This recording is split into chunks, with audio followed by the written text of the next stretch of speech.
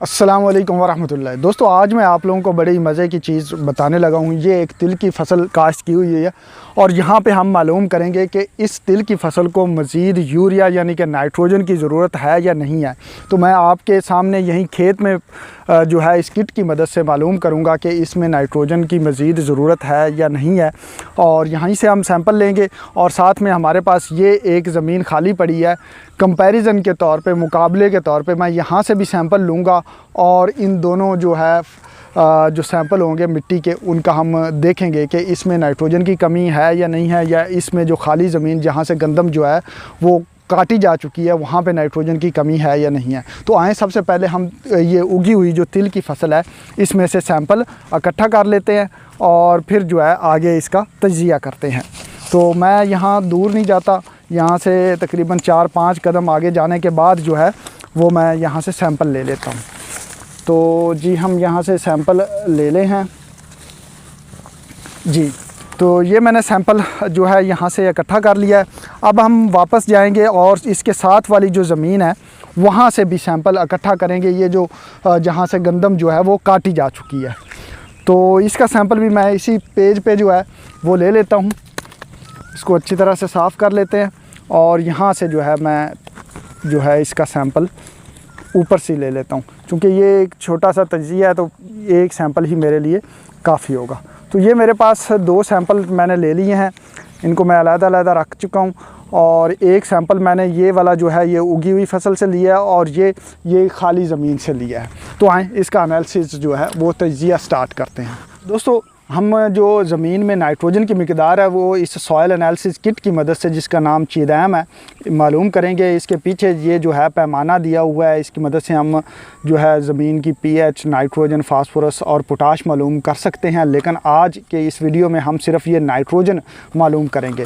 तो इसके अंदर जब हम इसको खोलते हैं तो हमें कुछ इस तरह के केमिकल्स और टेस्ट ट्यूब्स मिल जाती हैं। तो यहाँ पर 5 केमिकल्स हैं, मुख्तलिफ़ चीज़ें जो नाइट्रोजन, फास्फोरस और पोटाश मालूम करने के लिए। तो चूँकि हम सिर्फ नाइट्रोजन को जो है वो देखने जा रहे हैं, तो इसके लिए हम सिर्फ जो है वो ये वाले 2 केमिकल इस्तेमाल करेंगे, जो देनीज़ है और एज़गी है। तो सबसे पहला काम जो हमने करना होता है वो ज़मीन का सैंपल लेना होता है। तो हमारे पास चूँकि 2 सैंपल हैं तो ये मैं 2 टेस्ट ट्यूब्स ले रहा हूँ इनका सैंपल्स का सॉल्यूशन यानी कि महलूल तैयार करने के लिए। तो महलूल तैयार करने के लिए मैं ये पानी इस्तेमाल कर रहा हूँ। बेहतरीन नताइज हासिल करने के लिए अगर आप मोतदिल पानी यानी कि डिस्टिल्ड वाटर इस्तेमाल करेंगे तो वो ज़्यादा अच्छे रिज़ल्ट्स देगा। तो सबसे पहले मैं इन टेस्ट ट्यूब्स को वॉश कर लेता हूँ, क्योंकि इसमें पहले अगर कोई तजिया किया गया या कोई केमिकल है तो वो मिक्स ना हो। तो 2 से 3 दफ़ा आप इसको वॉश कर सकते हैं। तो ये वॉश हो गई हैं। अब मैं 1-1 ग्राम तकरीबन जो है अंदाज़े से मिट्टी ले लूँगा।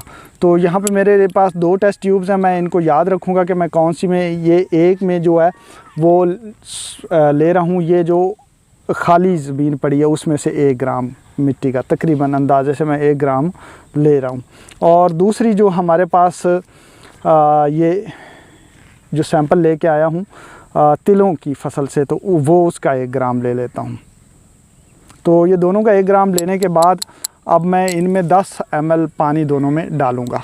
10 ml इसी में और 10 ml ही दूसरी में।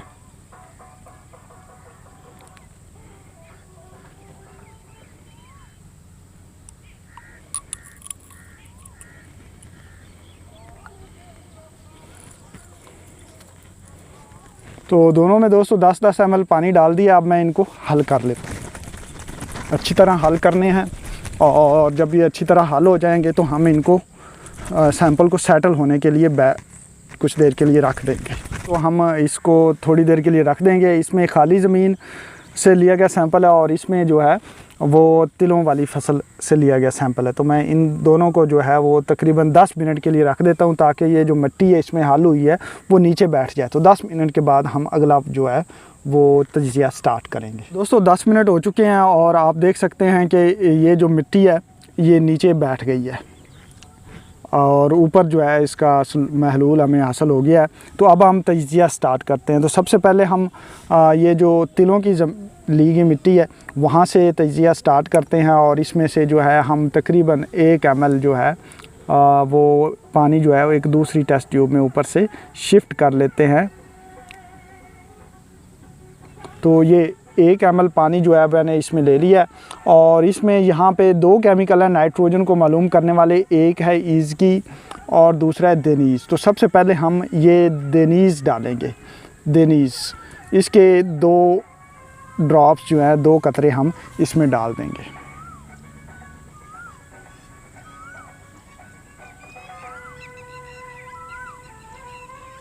दो कतरे डालने के बाद हम इनको मिक्स कर लेंगे। इस तरह से अच्छी तरह से शेक कर लेते हैं और फिर हम इसको तकरीबन 10 मिनट के लिए जो है ऐसे ही रख देंगे। और जब तक ये होता है हम दूसरी टेस्ट ट्यूब में हमारा जो खाली ज़मीन से लिया गया सैंपल है वो भी ले लेते हैं। इसका भी 2 ml लेते हैं।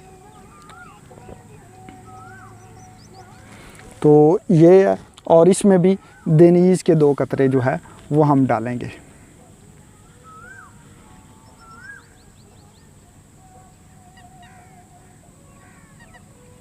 और इसमें भी हम जो है वो इसको अच्छी तरह से शेक कर लेंगे।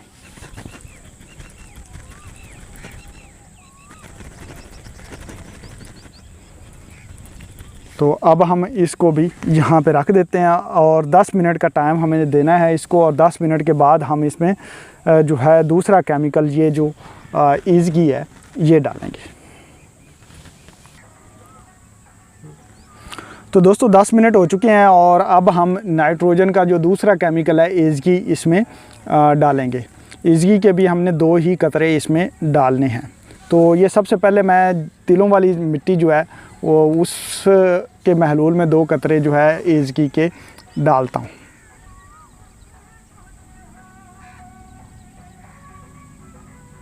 दो कतरे डालने के बाद हम इसको अच्छी तरह से मिक्स करेंगे।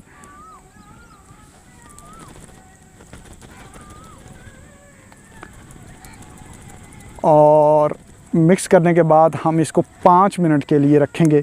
5 मिनट के बाद ये अभी जो कलर आप में नज़र आ रहा है ब्राउन सा, ये हम दोबारा से कलर देखेंगे लेकिन 5 मिनट बाद। तो इसी दौरान हम जो दूसरा हमारा महलूल था जो खाली मिट्टी से लिया गया था उसमें भी हम 2 कतरे जो है वो ईज़गी के डाल लेते हैं।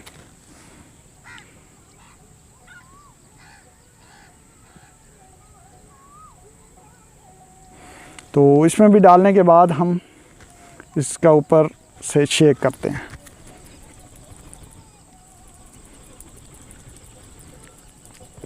शेक करने के बाद इसको भी हम 5 मिनट के लिए रखेंगे और उसके बाद रिज़ल्ट नोट करेंगे।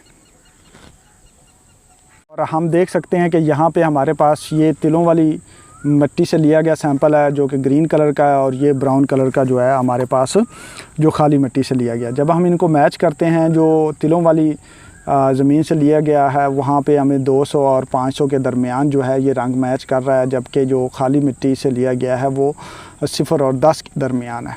तो इस तरह से हम ये कह सकते हैं कि जो खाली मिट्टी में है नाइट्रोजन की कमी है और जहाँ तिल हैं उनमें चूँकि नाइट्रोजन अप्लाई की गई है और यूरिया की रिसेंटली एप्लीकेशन की गई है, इसलिए वहाँ पे नाइट्रोजन की अच्छी खासी मिकदार जो है वो मौजूद है। तो दोस्तों देखा आपने कि किस तरह से हम किसी भी फसल में, खड़ी हुई फसल में जो है चंद मिनटों में ये मालूम कर सकते हैं कि उसमें कौन से खुराकी अज्जा की कमी है।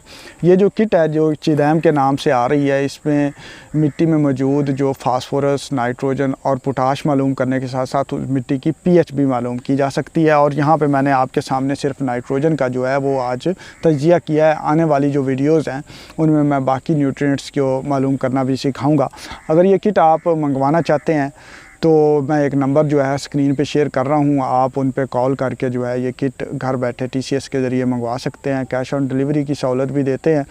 तो दोस्तों ये बड़ी फ़ायदेमंद चीज़ हो सकती है क्योंकि जब हमें मालूम होगा कि हमारी ज़मीन में कौन सी खाद की कमी है तो हम वो डालेंगे। जो दूसरी तरफ अगर हमारी ज़मीन में वो खाद पहले से ही मौजूद है और हम ऊपर से डालते जाएंगे तो इस तरह से हम ना सिर्फ अपना जो है ख़र्चा बढ़ा देंगे बल्कि फ़सल में जो है वो नुकसान भी हो सकता है। जिस तरह से ये तिल की फसल है, इसमें नाइट्रोजन की कमी नहीं है और आप मज़ीद जो है यूरिया इसमें डालते हैं तो ये कद ज़्यादा कर जाएगी, फूल कम उठाएगी, तो इस तरह से फ़सल को नुकसान भी हो सकता है। दोस्तों अपनी दुआ में याद रखिएगा, मिलते हैं अगली वीडियो में, तब तक अल्लाह हाफ़िज़।